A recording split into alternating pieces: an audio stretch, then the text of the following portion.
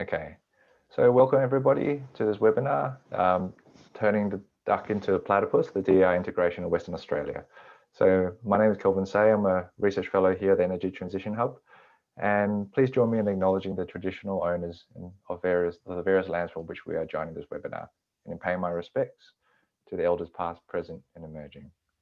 I'd like to acknowledge this webinar is being hosted by the Climate Energy College and the Energy Transition Hub as part of a series of 8 webinars on consumer-centric energy sponsored by the Victorian Clean Technology Fund.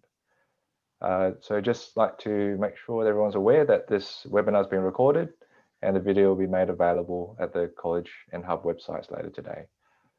So there'll be time for questions at the end of this presentation. So please submit your questions at any time using the Q&A feature, which you'll find at the bottom of your screen. And please upvote questions that you'd particularly like to be answered. So I'd like to introduce here is Jai Thomas. He's an energy sector professional with expertise in electricity regulation and distributed energy projects. Jai is the Program Director of the Western Australian Government's Energy Transformation Implementation Unit. And prior to this role, he held the role of Project Director of Distributed Energy Resources and developing the Energy Transformation Strategy's Distribution Energy Resources Roadmap. So now I'd like to open the floor to Jai. It's all yours. Thanks, Kelvin. I'm going to try and share my screen here. I'll take it for granted that everyone can see my screen, but thanks for the introduction, Kelvin. And as Kelvin said, my name is Jai Thomas. I'm Program Director here at Energy Policy WA, leading the WA Government's Energy Transformation Strategy.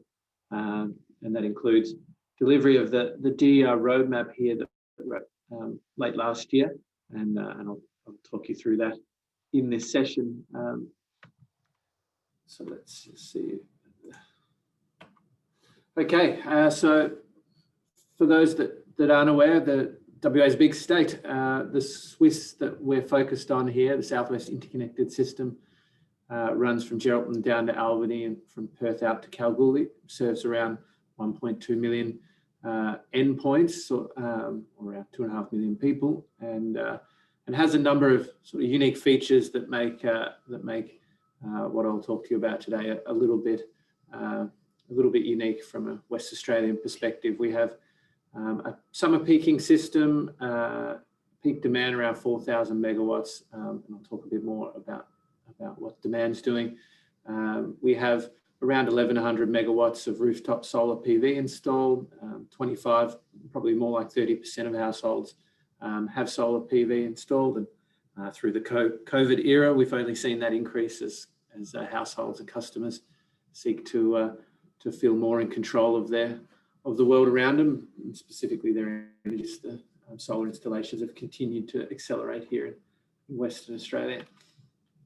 And like many of the power systems around the world, and you know, the same would be happening in Victoria, we have this huge challenge around growing levels of renewable and intermittent distributed energy resources. So the energy transition is happening. We're obviously moving from centralized generation to decentralized generation, and that's giving rise to a range of issues in the power system. Lots of variability resulting from intermittency of two-way power flows at the distribution network that were never really contemplated when the network was designed and built, and a lot of intervention required from the system operator here to really make sure the lights stay on.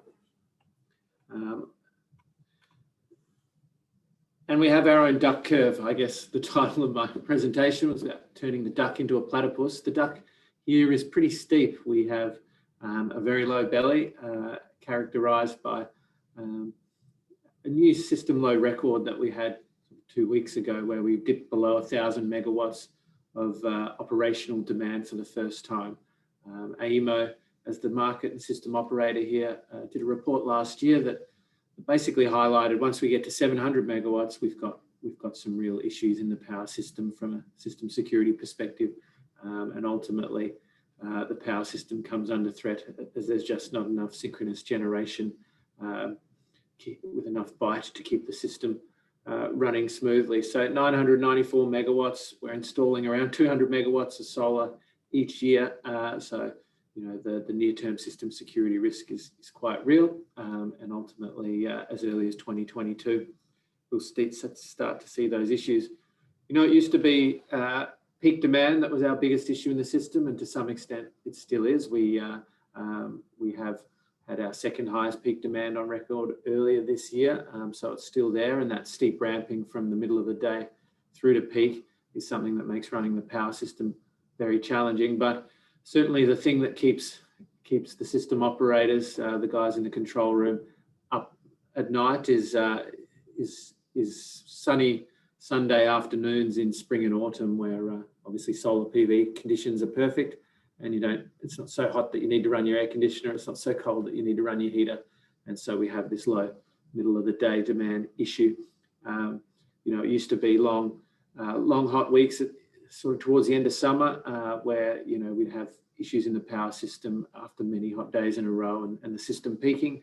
It's most certainly that middle of the day in spring and autumn that causes issues in our power system at the moment. So we call it the clear and present challenge, and we talk about it in great detail in the DER roadmap.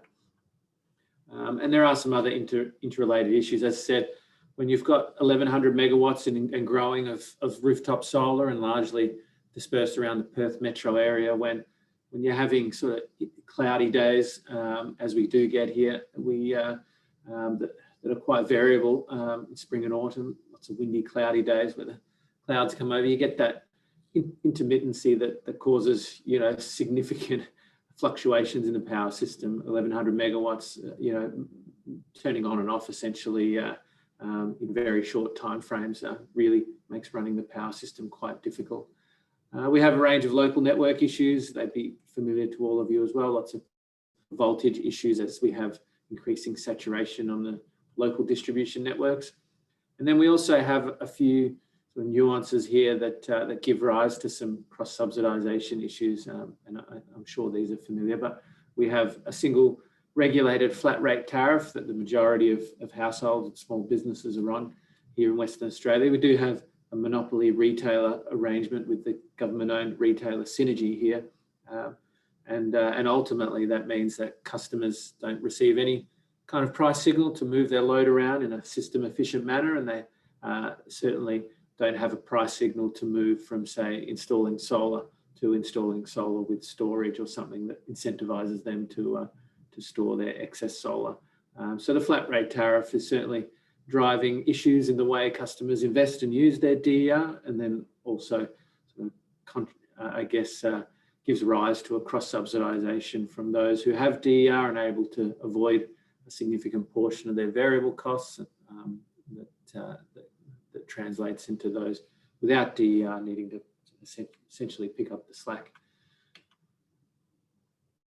Similar to elsewhere, these problems are real everywhere, and the transition is occurring all over the world. Here in WA, we have no interconnectors with other states to save us, hence that 700 megawatt threshold is very much a real and live issue.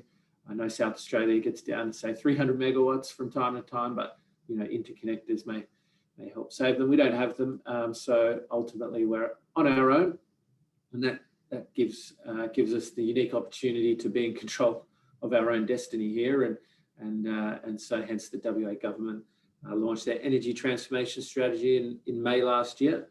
It's a 2-year work program that has really 3 core streams. One of which is the DER stream, and producing the DER roadmap was the first deliverable of the transformation strategy, and that is really focused on small end of town and integrating distributed energy resources meaningfully into the power system, and I'll talk a fair bit about that in the next sort of 20 minutes.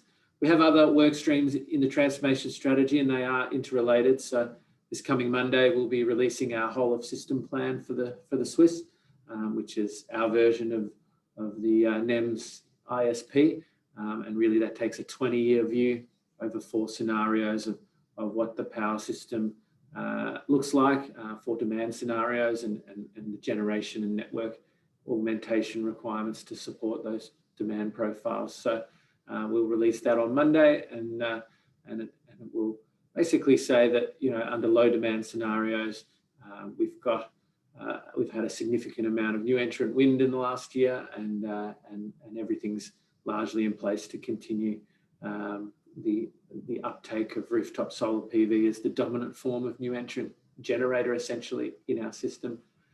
It'll say a lot more than that, but it'll certainly be worth a read when it's released on Monday. And then the other stream of work that we're doing is a redesign of our wholesale market here. So again, another nuance of the West Australian energy market is that we have a capacity market here.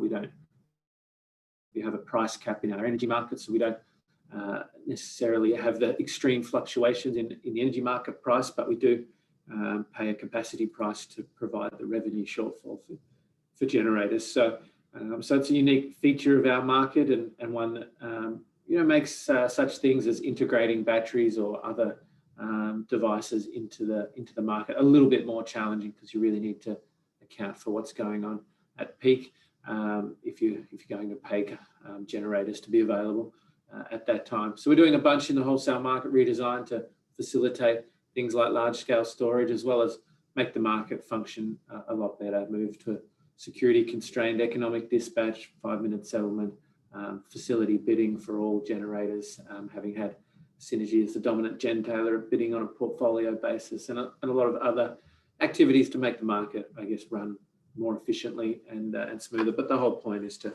really co-optimize energy capacity and essential system services. Again, another feature of that redesign is that we're stripping out the essential system services. They used to be called ancillary services.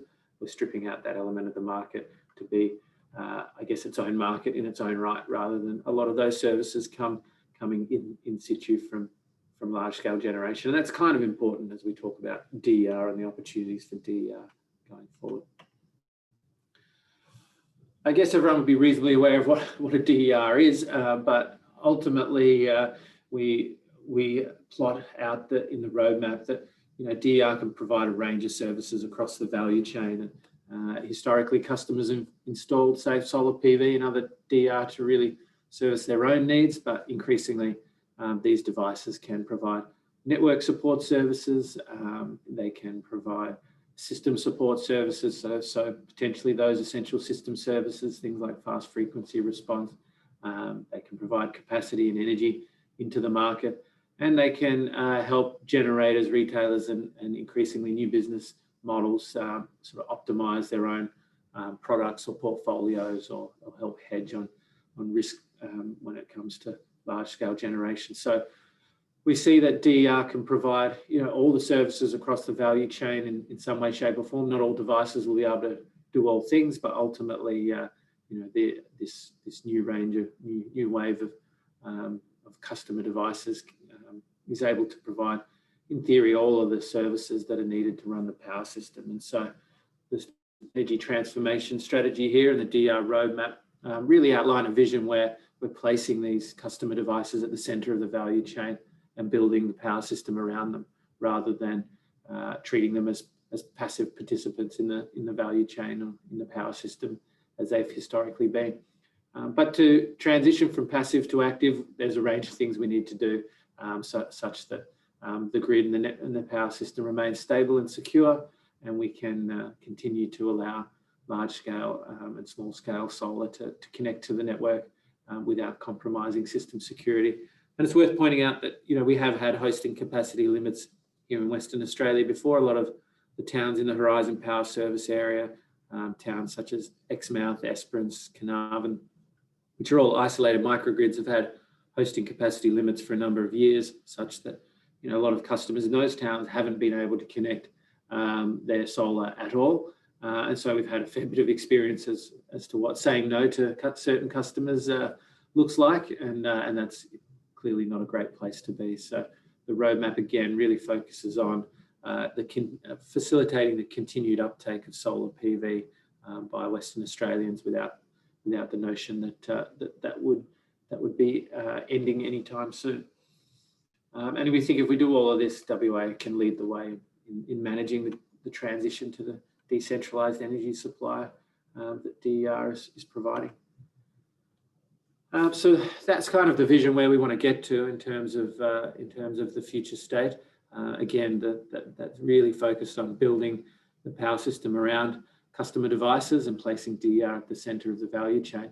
But there's no silver bullet in terms of getting to that destination, or no single action that you can do to make the leap to that future vision. So in writing the roadmap, we had to slice and dice it, various ways, but ultimately we came up with 4 themes and sort of 14 core elements beneath those themes that lead us to the work packages that we're currently implementing. So broadly speaking, I'll talk about these in a little bit of detail. We have a theme around technology integration, which is really focused on the technical side of DER, so things like inverter standards and particular making sure inverter standards that apply here in Western Australia have all the fit for purpose Western Australian settings that they need to handle the uniqueness of our small system. Other technical actions in the roadmap include really driving Western Power as a network operator here and AEMO as the system operator to have better visibility of DER and better account for DER in the way they operate the network and the system. And that includes things like establishing the DER register here in WA and then factoring in all of those devices into such things as our under frequency load shedding schemes, our system restart schemes, and also just our general power system operations platforms. Distribution network visibility is a critical element of the roadmap. We are obviously moving to a world where it hasn't been historically necessary to really see what's going on deep into the distribution network. But as we build the power system around these small scale devices, we certainly need to see how the power flows are going, and in particular as we hit large saturations of solar PV. So building out a future where Western Power as a network operator can see these power flows and manage the hosting capacity on the network is a core focus of the roadmap.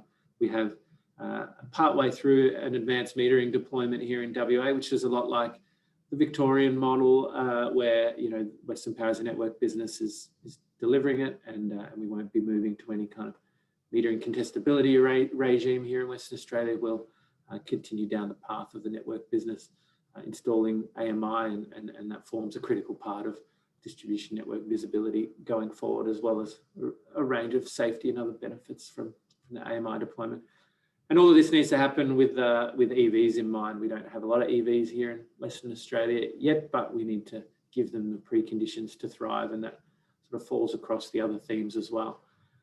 In tariffs and investment signals, we have a unique opportunity here, given we have one government-owned retailer that's a monopoly service provider to the majority of the customer base, that we can move beyond network, dive into retail tariffs ideally, and send create tariff structures that have price signals for system efficient behaviour.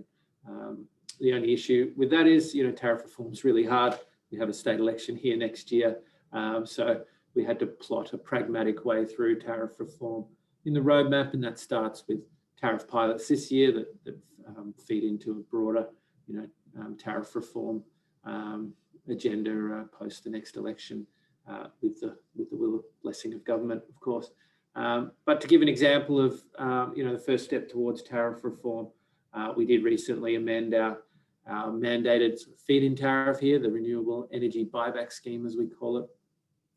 We did move from a flat rate tariff there to for export to a time of export tariff that recognises that the middle of the day value of solar is significantly lower than its value at other times, and so the time of export price structure certainly focuses on that, and I think I've got a slide on that shortly. In DR participation, we really this is the long lead time item in the roadmap, where we're basically saying, again, if we're going to build the power system around small scale devices, they need to be fully integrated into the market and fully in line with sort of the technical requirements that the big ended tower, the big generators have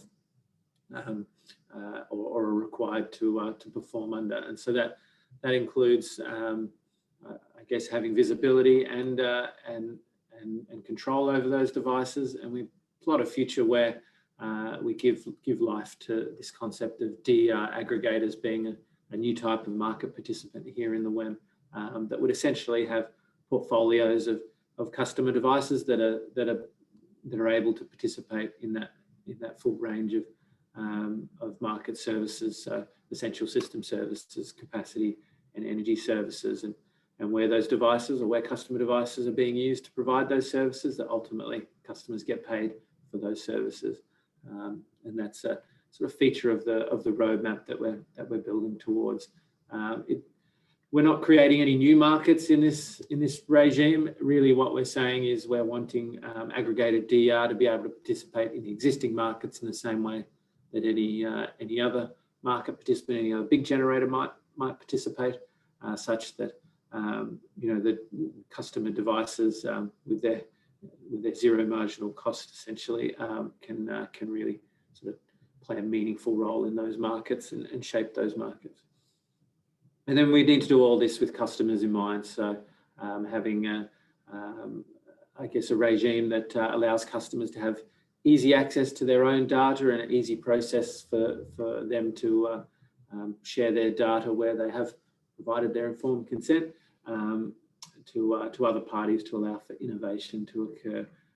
And we recognise there's a range of new business models that will emerge. Things like virtual power plants or DER aggregators are a key feature there, but it's not limited to that. Such things as embedded networks or power purchase agreements for behind the meter solar and storage. All of these new business models do tend to take a free ride on the arrangements that the retailer has at the connection points. So ultimately, we need to make sure that there are fit for purpose regulatory and licensing arrangements for these new business models, as such things as access to ombudsman schemes or hardship schemes, or even just the payment of market fees. We need to make sure that it's fit for purpose. And then we need to engage the consumer base along the way. There's, energy might be a passion for a lot of people in this phone call, but the majority of customers, for the most part, see the duck curve and the system low issues of the government's problem to solve here, and just want the power supply to work. There is a reasonably high desire in Western Australia for renewables to feature heavily in our power systems. So a lot of consumer engagement, I guess we can start with telling the renewable story. We have about 34% of our installed capacity at the moment is renewable energy, and that will continue to grow. But we really want to engage consumers on what the energy transition looks like. That consumer engagement needs to go beyond or needs to cut through and compete with a range of other social messages. Households and businesses are bombarded with social messages every day. So if we want a small narrative around the transition to stick in the hearts and minds of customers, we need to deliver consumer engagement in a way that is meaningful to them and cuts through in the small amount of time that we have to engage with them in any given time or day. So just to talk through a bit more detail, some of these actions, I spoke about inverter standards, and we're not seeking to do anything differently in the inverter standards space in terms of national standards. We really want to align with anything happening nationally and not ask inverter manufacturers to do anything special for WA, because we are really a small market, and ultimately we need to make it easy for those inverter manufacturers to participate here. But we recognise that at installation there's some WA specific settings that we need installed in these or set up in these devices to give them better ride through capabilities in these system disturbance events.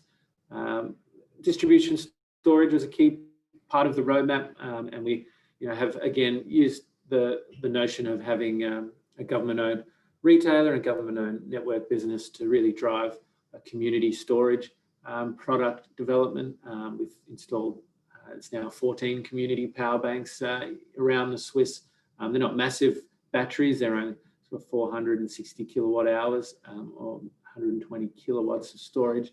But innovation around community storage as a product offering has been a key sort of part of the roadmap, something we've learned a lot from testing various product and pricing models to consumers to really find a sweet spot that allows customers to access the benefits of storage without necessarily installing it in their own home, whilst also recognising that storage at all levels will play an important role in our future power system. So, individual storage is still an important part of our future, as is transmission level storage. And we announced a big battery last Friday here in Western Australia. A lot of things still need to happen in the distribution network. A lot of sort of more traditional network investments still need to occur, whilst recognising increasingly alternative options can play a role to traditional network expenditure. But we still need a small amount of investment in such things as reactors and piloting innovations in managing the network, such as on-load tap changes and other sort of innovations to really drive the network to be as good as it can be. And I spoke a fair bit about power system operations and distribution network visibility. Going back to tariffs and investment signals, so we are focused here on tariff pilots. And again, the key feature is that we're able to use the regulated monopoly arrangement that we have to really focus on retail tariffs and really send the price signal to consumers. And there are some trade-offs. We want to balance such things as simplicity over complexity, simplicity over such things as seasonality, and get the tariff structures right such that there's the right balance of risk and reward for consumers. And so the first of those pilots we kicked off this week, where it's a reasonably simple time of use pilot, and obviously time of use has been done and piloted everywhere. But ultimately here in the SWIS, we really need to demonstrate that alternative tariff structures need not be scary, and consumers can benefit as long as we give them all the information they need to understand what's going on. The time of use pilot here features a very low middle of the day rate, so 8 cents at the middle of the day, as high as 55 cents at peak. So that's a pretty high sort of risk and reward trade-off. We'll do another pilot starting early next year, which is sort of the exact opposite in a subscription tariff, a sort of mobile phone style plan, where customers will have much more predictable billing. It doesn't come with quite the price signal in terms of behaviour change or incentivising use at the middle of the day, but we're wanting to develop a suite of tariff structures that allows for the right price signals to prevail, but certain consumers being able to sort of select the tariff that best suits their current arrangements. And all of this to drive efficient DR investments, start to move the equation around customer storage to one that pays off in much quicker time based on the tariff structure that the customers are on. The Minister here was very quick when we started writing the roadmap to rule out a residential subsidy. So it's something that we wrote the roadmap knowing that was explicitly out of scope, and that if we wanted to drive storage uptake, then we needed to do it different ways, and that is through driving the economics of storage harder through tariffs and other price structures, moving it towards a future where they can get paid in the market for services they're providing, and then also obviously focusing on community storage as well. I mentioned our feed-in tariff here and the renewable energy buyback scheme. We renamed it the distributed energy buyback scheme and made it a time of export arrangement with a 3 cent middle of the day rate, recognising that prices here for middle of the day energy can go to minus $1,000 per megawatt hour or minus 10 cents per kilowatt hour essentially. So that 3 cent middle of the day rate is a reasonably fair value of the value of solar during the middle of the day, and a high peak rate, 10 cents between 3 and 9 p.m. Obviously all of that, when we have a flat rate tariff that's around 29 cents, still sends the signal that you should self-consume what you generate, but ultimately we're still wanting to as best we can, send a price signal that suggests that exporting during the middle of the day is the type of behaviour that we're trying to move away from as best we can. And eventually customer batteries and electric vehicles will be able to participate in this scheme, albeit recognising that again they're fully incentivised to consume what they use first. to use what they generate first. In the DR participation space, this is where it does get reasonably technical, but ultimately we're wanting to give life to the concept of DR aggregators and move towards a future where we have AEMO as the distribution market operator and Western Power as the distribution system operator. So you'll see the terms DSO and DMO around the place a lot increasingly.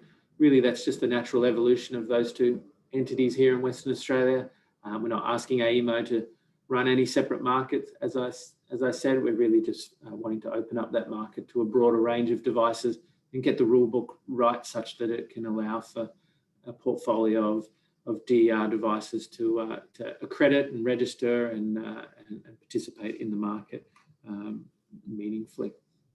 And again, customer aggregators could be the customer's electricity retailer, it could be a third party, and there's a range of challenges to give life to the concept of a DR aggregator in the market and in the I guess in the customer protection space. So we have flagged a pilot to really test and demonstrate a lot of the market integration activities that come with aggregating DER and dispatching it.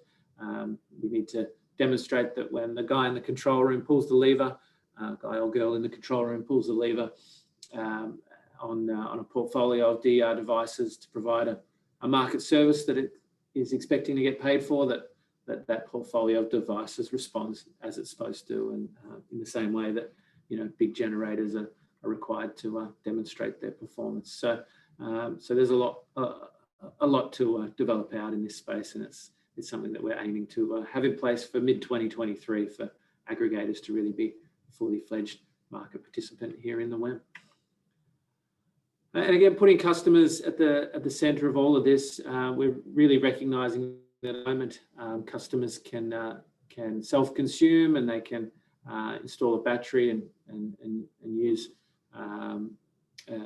their own generation for their own purposes, and their inverter settings might passively support the network to some extent, but the things the roadmap seeks to facilitate are really customers providing the full range of services in the value chain, customers having increasing opportunities to take up other offerings such as distribution storage or DR aggregation services, and customer devices more actively supporting the network when they're sort of operating autonomously. And then in the future, we may get to a point where we have a specific market for services to the network business. At the moment, we're just recognising that DR aggregators or DR portfolios can provide network services, and those services can be procured by the network business on a sort of case-by-case basis as they need to invest. But the future may be that there's a market mechanism for unlocking those services that moves beyond bilateral arrangements with the network business and allows for co-optimization of services to another degree. And then eventually such things as excess energy trading or energy sharing, not quite the peer-to-peer concept that we've seen floated around, but some element of energy trading amongst peers is a sort of future state that we might sort of transition towards beyond the life of this roadmap, which is a five-year view. From a customer perspective, we think that this means that they'll essentially have different price signals that drives different behaviours and drive different investments, and that all needs to sort of deliver good consumer outcomes, but such that we gain system efficiencies along the way, and that the ultimate cost of electricity can decline over time, recognising that what we're doing here is trying to leverage and harness the customer investment in the power system that is occurring, rather than have it sit sort of outside the power system and be a passive participant in the value chain. So as customers are investing in the system, let's leverage that to provide that full range of services across the value chain, and ultimately that should lead to lower prices in the medium and long term. And that it does come with an increasing range of complexity and increasing opportunity for new business models. So where customers taking up innovative service offerings, we need customer protections that are fit for purpose and clarity on what it all means for consumers as they're taking up new products and services that they may not exactly completely understand, recognizing that they also want set and forget measures as much as anything else and don't really want to be active participants in the market. Other people will need to do that for them. So getting that customer protection framework right is a key challenge for us going forward. And then what it means for industry is that, you know, the existing roles are changing. The whole system plan that we'll release on Monday will call out the fact that, you know, solar on roofs and storage in garages is really starting to put pressure on large-scale generation, and ultimately here in Western Australia, that's going to mean the decline of coal, and that coal will become marginal in terms of its viability within the next 5 to 10 years here in Western Australia, without any actual intervention such as a carbon price or emissions target. So, you know, the decentralization is occurring. Customers are voting with their feet and ultimately investing in the power system, and that is crowding out the big end of town. So, so the industry needs to evolve. The network operator and the market operator here will evolve such that the network becomes the platform for this new way of running the power system, and the platform for two-way flows of power and DER aggregators being able to dispatch into the market at a whole system level, and then AEMO evolving to facilitate those transactions, and that the customer interactions really start to change. You know, the concept of an electricity retailer is something that will come under threat, and how these retailers, and particularly here in WA, how the state-owned monopoly retailer sort of handles this transition are something that's probably unclear in terms of its transition and making a retail business viable in the high DER future is a sort of open question at the moment. But again, recognising that households need to be shielded from all these market complexities, and they just want a service they can understand. And so that's really the DER roadmap as a whole, with sort of other elements of our energy transformation strategy mixed in there. And so, yeah, I'd just like to say thanks for having me and listening to me talk for half an hour on this Wednesday morning, and happy to take any questions that you guys have. Thank you so much, Jai. That was very, very fascinating, and it's good to see so much change happening. So for those of you who've submitted questions, I'll be inviting you to unmute your audio and ask your questions live if you prefer. If you don't, I'm happy to read out the responses. So, so before answering or asking your question, please introduce yourself with your name and affiliation. So just looking through the Q&A, got a question here from Robin Gardner. So I'm just going to unmute you, and you can ask your question. Okay, or I'll ask it directly then. So what criteria are you using to value and price and manage the impacts and benefits of batteries? Yeah, good question. So the future that we're moving towards is really driven by the market here.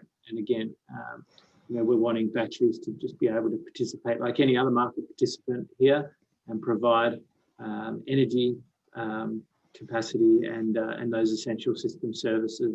You know, storage won't be providing too much in the energy market. You know, that's really a volume game, and storage is more suited to providing capacity and those sort of essential system services like fast frequency response. So, so we think the market mechanisms are in place to really value those services appropriately. And what we're wanting to do is make sure there's no barriers to batteries entering those markets to essentially get paid for those services. At the moment, particularly in essential system services, you know, they largely come unvalued and come, you know, in situ with large thermal generators. So part of our reform is to really strip that out, make it a bespoke market in its own right within the market here, and allow sort of competition to emerge, such that storage can move in and essentially take over the provision of those services. And you In the capacity market, it's still very hard to credit a storage device because there are limitations on its availability. Essentially, it can be a generator and a load, and you need to get it right. If you're paying it to be available for capacity, it needs to be available for capacity and not maybe doing the opposite and charging at peak time.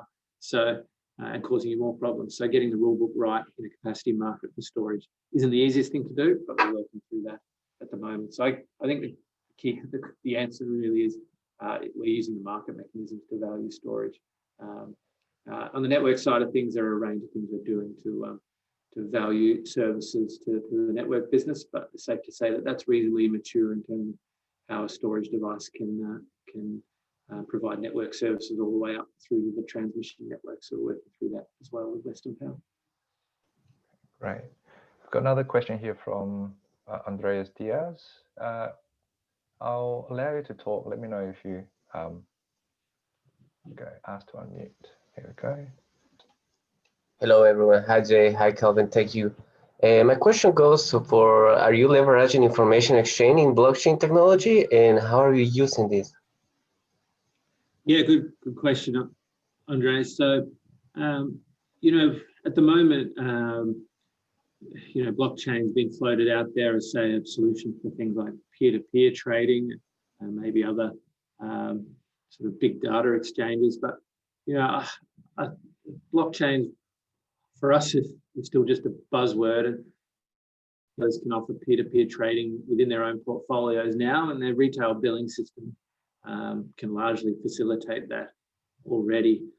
In the future, where we get to a space where we have, say, aggregators that aren't the retailer and two sort of arrangements at a connection point, we will need to potentially revisit, I guess, what's been historically called multiple trading relationships. And that essentially means divvying up kilowatt hours at the connection point in any one sort of data set or meter read cycle. So there may be the need to sort of dive into the data in more detail and sort of unlock I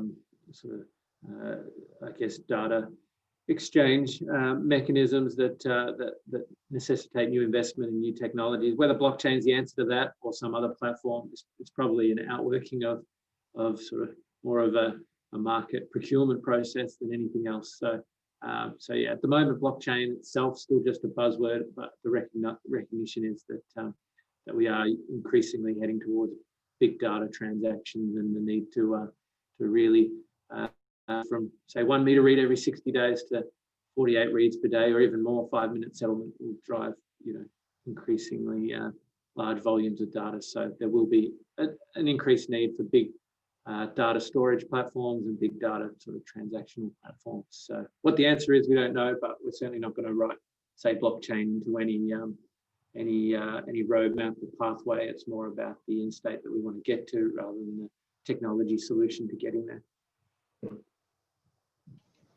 Okay, great, thank you. So we've got a couple of questions here. Siegfried Angera.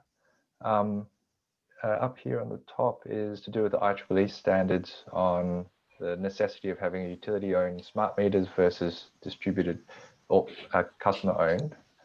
I'll let him ask the question, introduce himself. Thank you. Hi.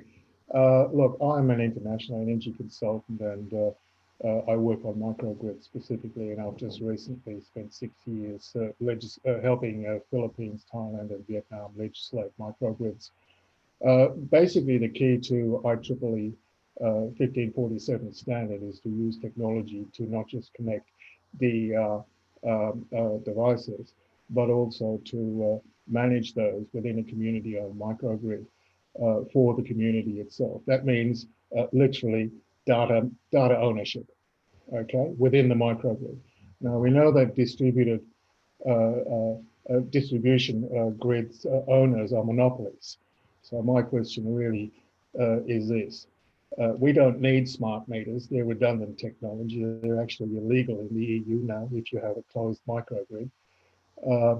Will you legislate to get rid of them for a start, because we don't need them? And second, will you allow us to operate behind the meter, manage our own data, because technically we only need one utility meter at the edge of the grid. Okay. Now there are a number of restrictions in Victoria with regards to transmitting data across property boundaries. If you look at the essential services legislation, do these exist in WA? Do you aim to stop favouring and implementing regulations that favour distribution monopolies? I mean, you know, the IEEE standard 1547 basically just forces or asks governments to change the standards and the requirements that literally favour distribution monopolies. Okay. Will you do that? So I guess there's a few layers to your question and your statement, but I'll attack it a few ways. So you know, the concept of an embedded network or community behind a master connection point is something that's becoming more and more, I guess, desirable from a local community perspective or a new property development perspective, or even here in WA, we've had a few industrial estates go down that path. And so, you know, how they manage the distribution network behind that master connection point is something that we're quite passionate about, because we want to make sure consumers are protected, not exposed to prices that they otherwise wouldn't be exposed to, and that ultimately, if some property developer sets up an embedded because they want to sell green ideology, that in 5 or 10 years' time, that you know, the reliability of that embedded network is still as good as it needs to be. So there's a range of customer protection issues that we're working through in terms of how to sort of regulate embedded networks such that they can be as good as they can be. In terms of how smart metering then plays out, you know, that embedded network space obviously is a good example where, you know, it's up to the embedded network operator or manager to really you know, manage the metering arrangements behind that master connection point, and the sort of moving away from the distribution monopoly owned sort of regime. At the other end of the spectrum, you know, we have the traditional customer base. They all have the need to have a meter installed on them, because ultimately the meter is the connection point for market settlement, and ultimately we need to, you know, use that metering information to settle the market. Increasingly, we see a role for AMI here in Western Australia, not, you know, and that is, you know, a distributor-led deployment that we're doing. So ultimately, we're using the AMI to drive not just data flows in the market, but also do things like, you know, monitor neutral faults and drive, you know, avoided safety issues. And then in Onslow with Horizon Power, you know, we're also trialing using the AMI for communicating with devices. So I guess the answer to your question is actually no. We're not seeking to strip back the distribution monopoly-driven deployment of AMI. In fact, the exact opposite. Really seeking to drive AMI to be deployed by the network business and for the full range of benefits to be unlocked using that infrastructure, recognising that it's also the vehicle for settling the market as well. So it plays multiple roles. So that's where we're heading. Great, thank you. So I'd like to invite Luke Reed, who's asking a question in regards to tenants. Yeah, thanks. Yeah, my question is just around you. You mentioned DER for renters, and in the roadmap, it's only a couple of paragraphs. Sure. So I'd be interested to know what that model looks like. Is it a funding group scheme, or is it a business model, tariffs, virtual, and what are the consumer protections? Because we're seeing a few attempts to various degrees of success around this, where some people you're actually better off just going to green power. Yeah, so we're working through that at the moment. It's a great question, and you know, the split incentive challenge is as real here as it is everywhere else. And so ultimately, when we wrote that into the roadmap, we sort of committed to exploring how we could unlock those barriers. And at the moment, our focus is on social housing and unlocking the barriers there. we think that that will end up being more of a centralized sort of storage and solar offering that then flows through into a tariff product for those customers to sort of, I guess, facilitate the benefits flowing in a way that, you know, that overcomes that split incentive and sends the right amount of benefit to the tenant and the right amount of benefit to the landlord, which in the social housing sense is the state. Increasingly, we'd like to move beyond social housing to both traditional sort of rentals in the residential space and commercial tenants. And we're sort of working through what that means, but and it is really hard. And we've taken a lot of advice from the East Coast and internationally. So we would expect it to be such things as, you know, I guess contractual contract templates for renters and tenants to really facilitate benefits sharing. There just needs to be a whole trust piece to further establish that between tenants, landlords, and also, you know, real estate agents and property managers. And then, you know, where we can use data to play a role and help, you know, drive the benefits sharing. Maybe there's a tenancy agreement that says, you know, rental prices can go up, but you'll be better off in your energy bill by X or Y amount. Having a data application that helps, you know, validate that or deliver that is sort of what we're looking at the moment. But it's safe to say it's early days. That's certainly phase 2, going beyond social housing. At the moment, we're focused on a social housing product that has a tariff element to it and a centralized generation element to it that should be able to give tenants the ability to see and sort of take ownership of the solar that's installed on social housing, but have it meaningfully flow through into their retail bills as well, but with the ability for that to be shared somewhat between the landlord and the tenant. So that's what we're working through. Thank you. So I'd like to invite Andrew Gelbart, who's asking about inverter standards. G'day. Yep, the technology works. Thanks, Jai. That's an amazing presentation. I was just, I'm fairly new in the area. I was just trying to get an understanding of how the inverter standards need to be different in your situation rather than what's going on the East Coast. Yeah, it's a good question.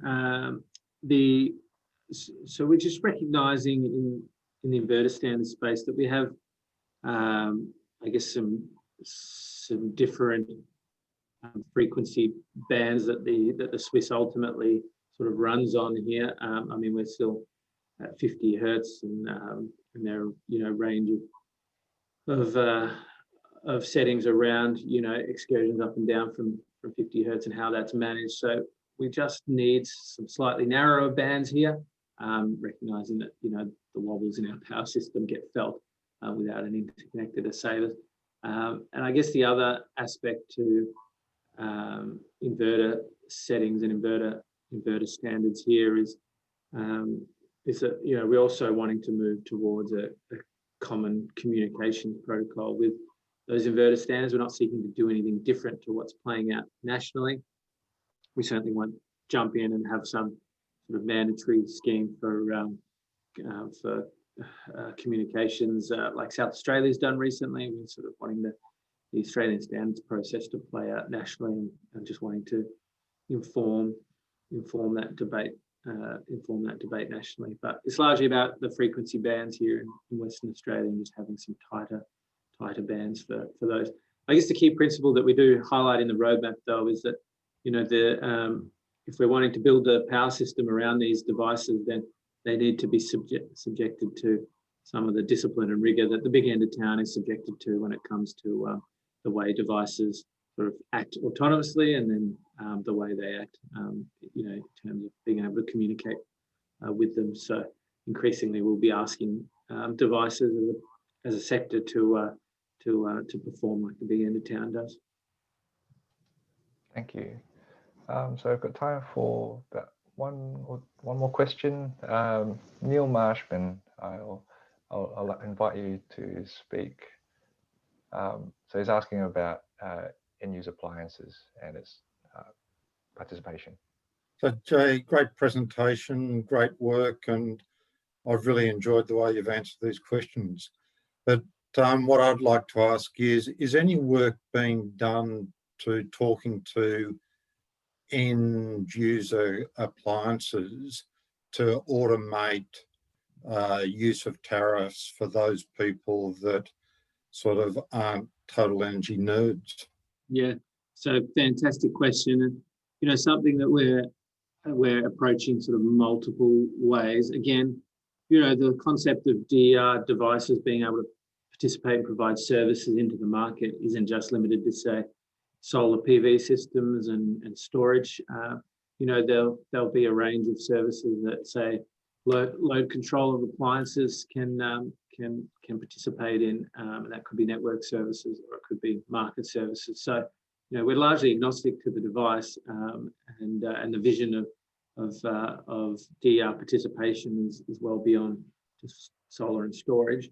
In terms of translating that to meaningful implementation on the ground, so our orchestration pilot will feature a range of devices, hot water systems, pool pumps, and air conditioners that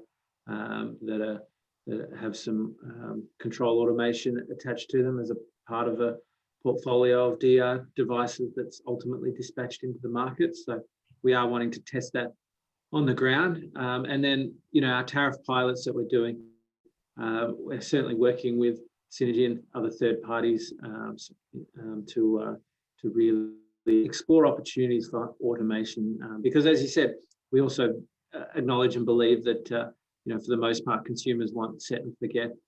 It was 10 years ago that we did our first air conditioner load control trial, and it was a great success, even though it was very clunky in the way that, you know, customer air conditioners were essentially turned on and off 10 times a year during summer. But, you know, we had great customer buy-in when we did that. So 10 years later, we probably haven't progressed that part of the energy sort of space as fully as we might have expected or thought.